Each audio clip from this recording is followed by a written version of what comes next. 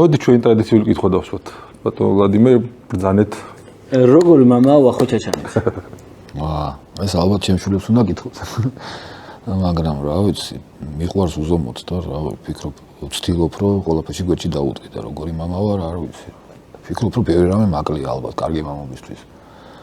სრულყოფილი ალბათ არავინ არ არის მამა. აი კარგი მამა როგორი უნდა იყოს ხო? კარგი მამა როგორი უნდა იყოს?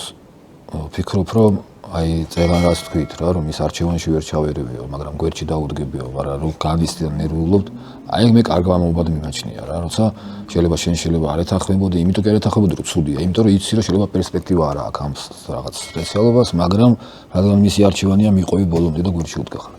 ეს მგონია კარგი მშობლობა. ნუ გასაგებია რომ მისი არჩევანშიც ჩვენზე ამასი აღზრდა, ჩვენ უნდა უთხრათ რომელია სწორი, რომელი არასწორი.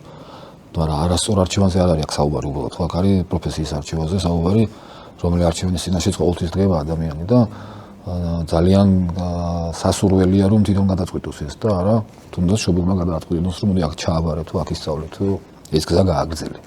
არის და ადრე ძალიან ხშირი იყო. ხო აი არ მიყავს ის მამას რომ უნდა და იქ რო ყავს შვილი აუცილებლად საყვანელი არ მესმის ეს იმიტომ რომ თუ შვილს არ უნდა მე ძალიან მინდა კაი ფეხბურთელი ყოფილიყავი მაგრამ ჩემი შვილები რაგბიზე დავიყვანე იმიტომ რომ მათ უნდათ რაგბი. ანუ ეგრე მგონია რომ ეგრე უფრო სწორია.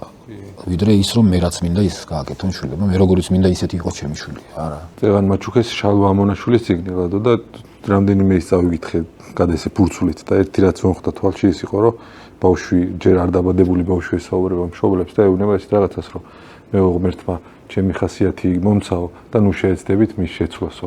რაც მშობლებს გვახასიათებს ხოლმე ვთქვით რომ უჩიჩხინოთ და ისეთი ვიყავ ჩვენ რომ რა. აი ეს შეცდომები ალბათ ყველას გვაქვს დაშვებული. აქედან გამომდინარე ნუ რა ვიცი მაგითო ამბობ რომ ალბათ ძალიან ბევრი კიდევ გვაკლია სრულყოფილი მამობამდე.